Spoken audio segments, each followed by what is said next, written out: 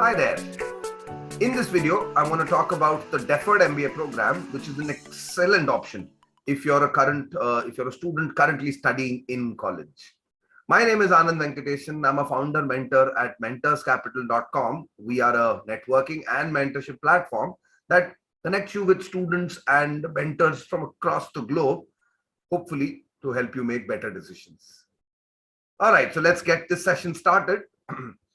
So chances are that if you're watching this video, you're in your final year of college, maybe the pre-final year, and you really are serious about doing an MBA from an Ivy League school, right? Everybody's aspiring for, the Ivy League MBA from the US. But well, I would say that there are a couple of, problems with that, especially, with regard to MBA abroad and MBA in India, because in India, most applicants into most admissions, students admitted into MBA colleges or B schools as they're known, have about 1 to 2 years of experience, maybe even none, right? But the reality is that when you're applying to the Ivy League schools, the median or average work experience is about 5 years, right? Well, that's a lot of time you're going to spend after college in the workforce, right? Well, that shouldn't actually put you off, but in case you're in a hurry and in case you believe that you have what it takes to pursue an MBA sooner, well, consider the Deferred MBA program, right?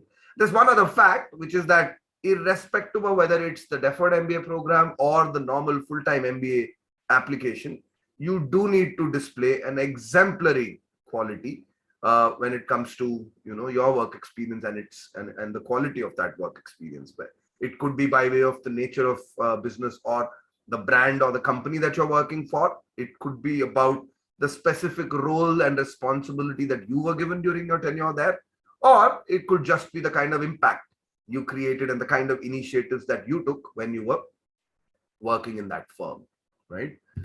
Okay, so why should you prefer a Deferred MBA? Well, many reasons, but I'm going to try and structure it into 3 different parameters. The first parameter is planning, right? I think if you're going for a Deferred MBA, if you're planning for an MBA from an Ivy League school, well, you need to plan your career, your professional and personal life, and also your profile, right? And all of this takes time, and time is a luxury you really get if you're going to apply for a Deferred MBA program, right? You don't just have time to plan your career path and your aspirations and dreams. You also have time to build up your profile to suit that. And this means that you have, why is that, why do I say that, is because the Deferred MBA allows you to defer your course beginning by at least 2 to 5 years, right? Which basically means there's enough time for you to plan your career out. If you feel the need for a switch, well, you could do that. You could take some risks which you would normally not be taking, like working in niche fields, maybe working with a startup that's employed, that's engaged in a very, very niche area, something that you would normally not do. Take that kind of a risk, but the fact that you have a Deferred MBA means you can take some additional risks and build your profile, right? Make it stronger. So that's the first advantage. The second advantage has to do with your candidature, right? Most Ivy League B schools have a very, very high cutoff when it comes to the GMAT or the GRE score, right? And given that you're already in college, you're probably in touch with academics. You're probably in the best shape of your life when it comes to tackling aptitude tests, right? And that really can be an advantage.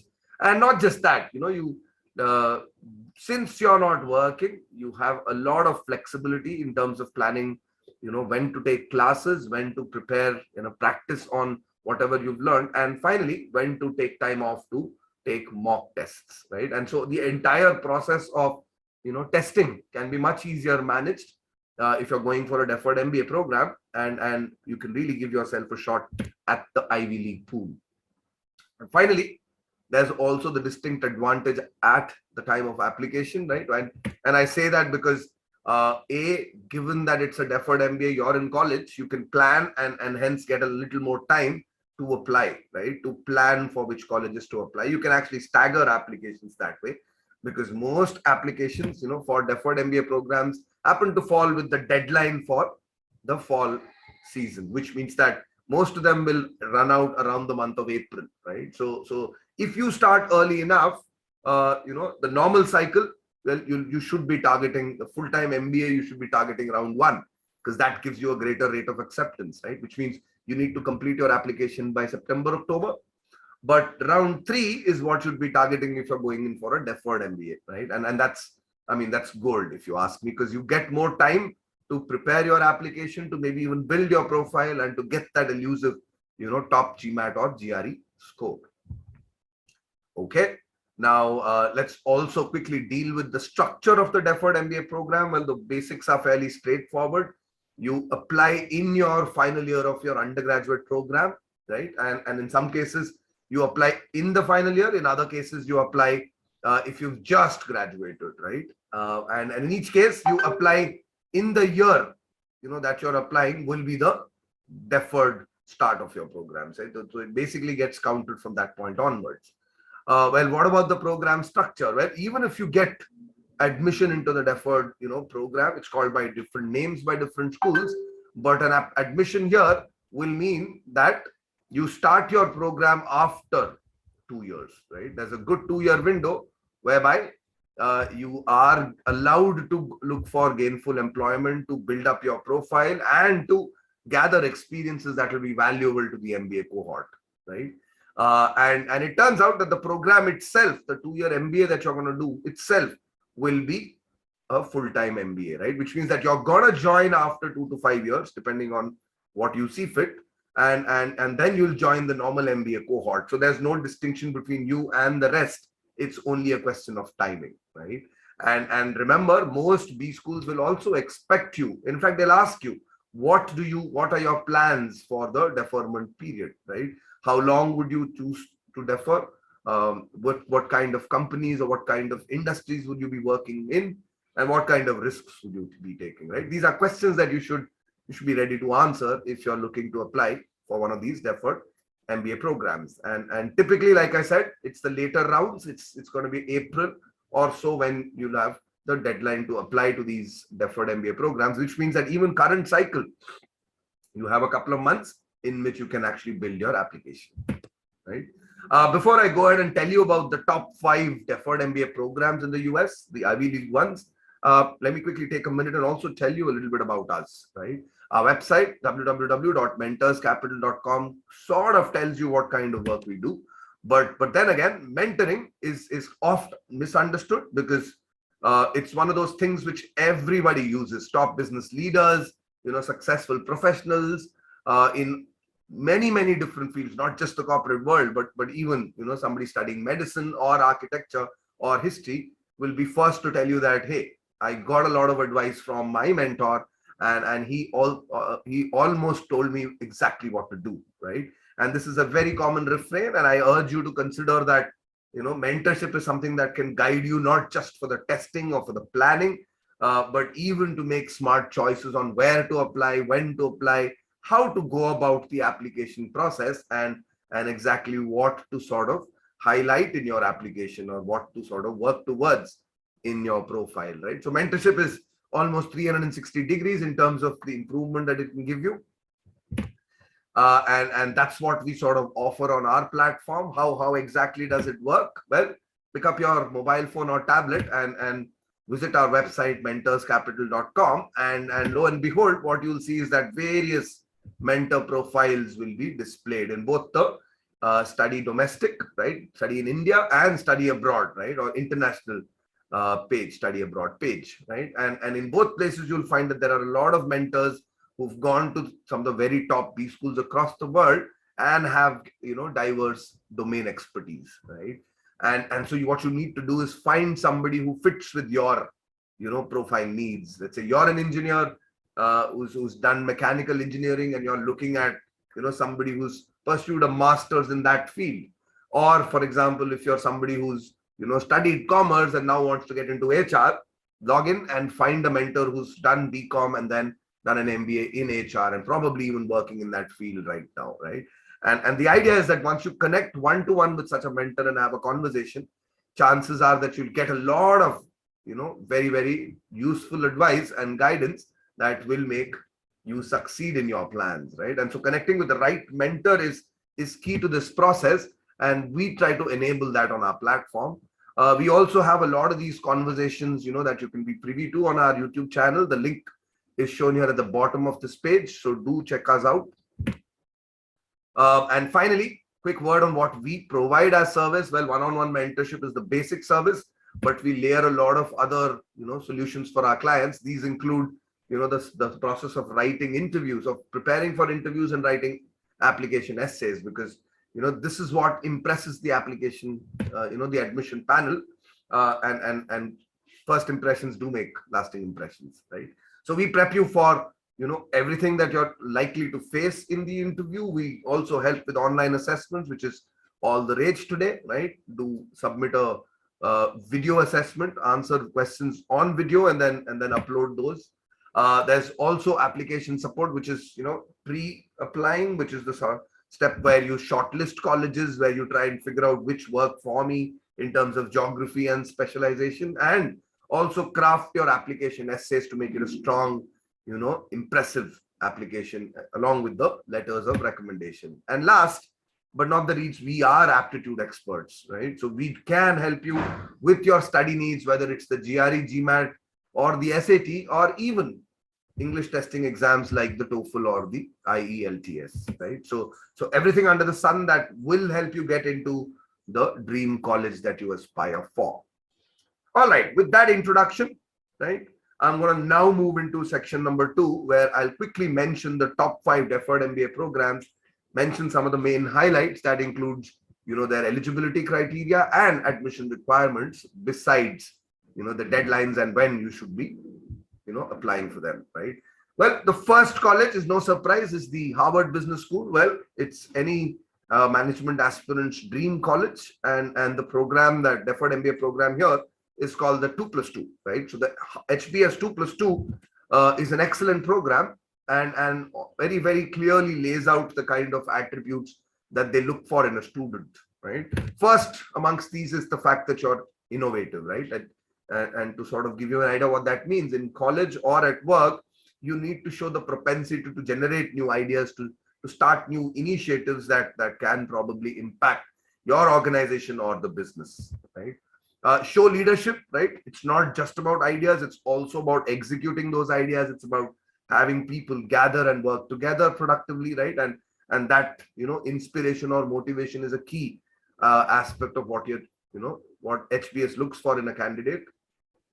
Problem solving ability. Well, most B school outcomes, or the jobs that management graduates get into, require a lot of problem solving, right? Which is to look at a problem and say, hey, how did this come about, and what can I do to find out more about this, right? So an analytical approach to any situation is very, very critical, and this can be displayed in your kind of internships you've done, the kind of projects you've done, the kind of societies you're managing, and the kind of events that you've organized, right? So a lot of stress on analytical thought of mind, but equally, right, is also an outward looking personality, which is that don't just care about yourself, show some empathy and concern for those around you, whether it's the community or the underprivileged of the society.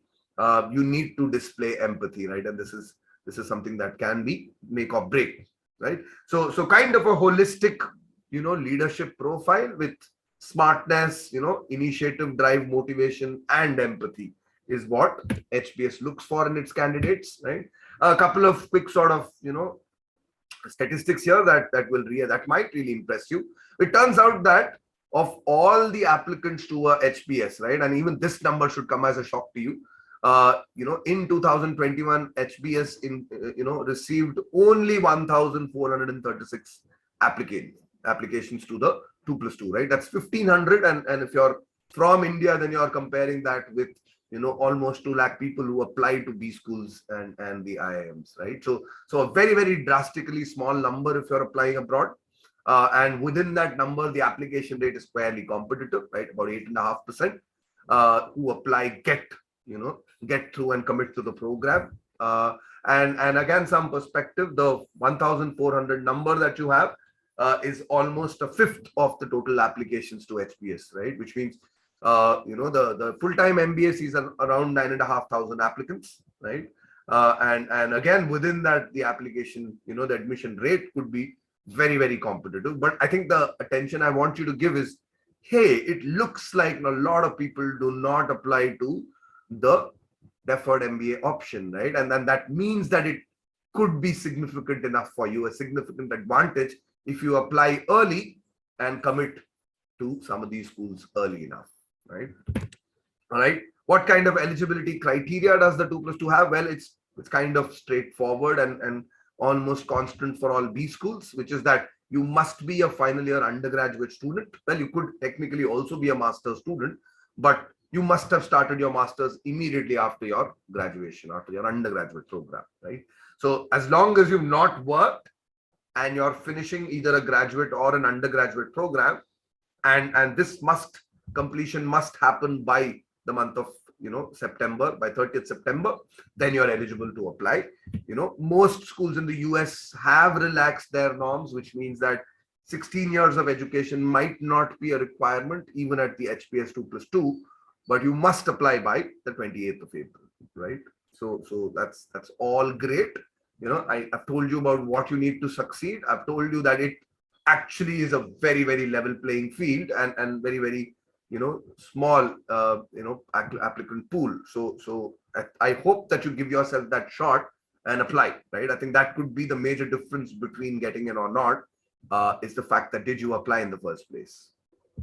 Okay, so this was the HBS 2+2. Stanford, on the other hand, the Stanford Global School of Business, does not really give it a name. They just call it a deferred MBA, and they suggest that you apply with the normal round of applications, right? And just sort of mention the program that you're going for as the deferred MBA, right? So that's what Stanford does. No unique name.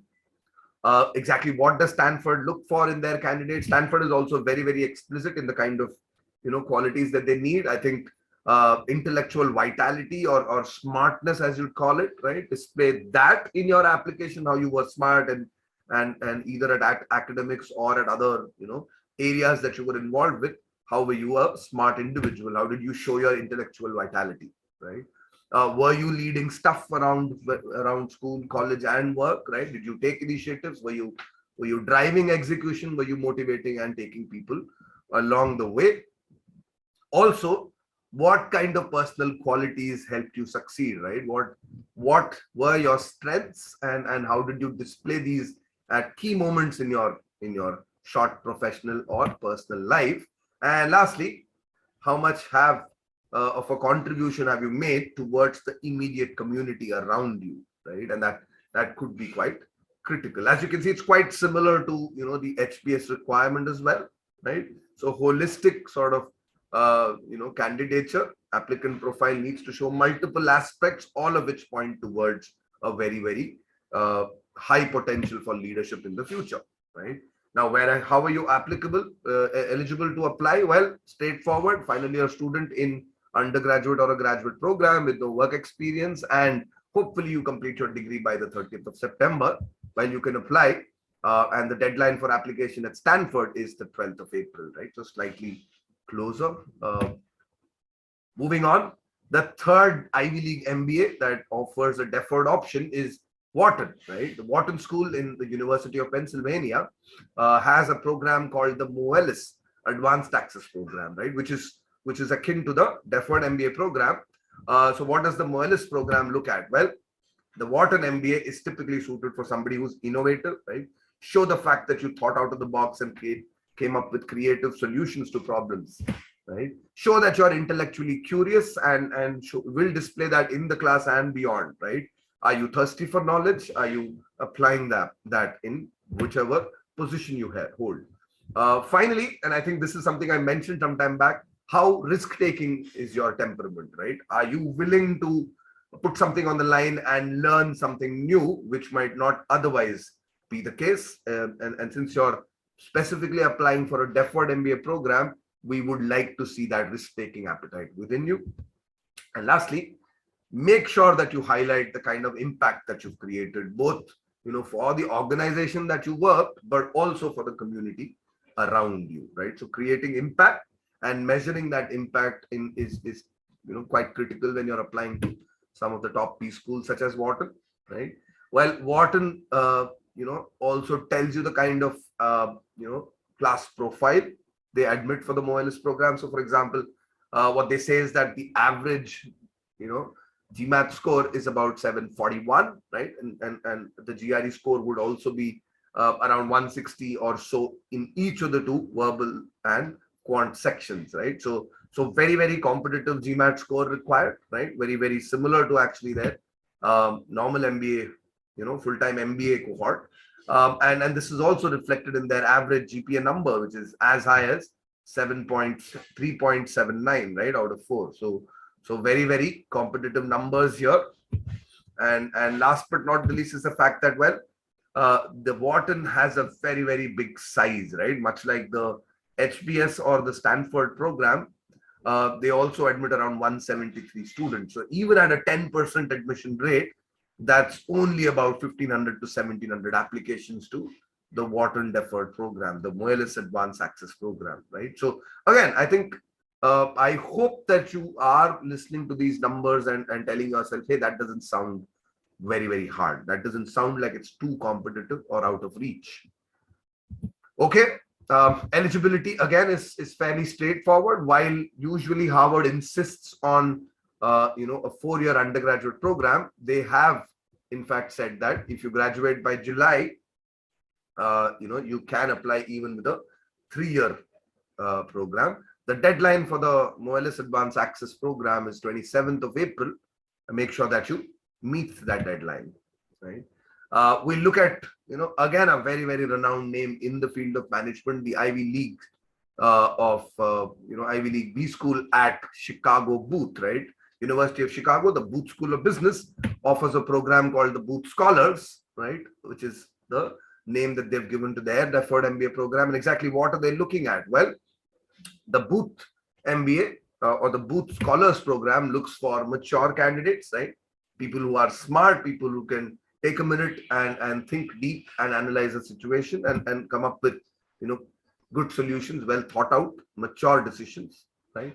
They also at the same time need to see intellectual curiosity, right? Sure, you need to have matured and have a sense of calm around you. But at the same time, you should also be restless when it comes to, intellectual curiosity, right? The urge to learn all the time and upskill yourself, right? As is the quality of leadership. The fact that you've taken initiatives, you've been at the helm of various organizations and committees, or even at the workplace, and that you display, this immediate ability to sort of execute at scale, right?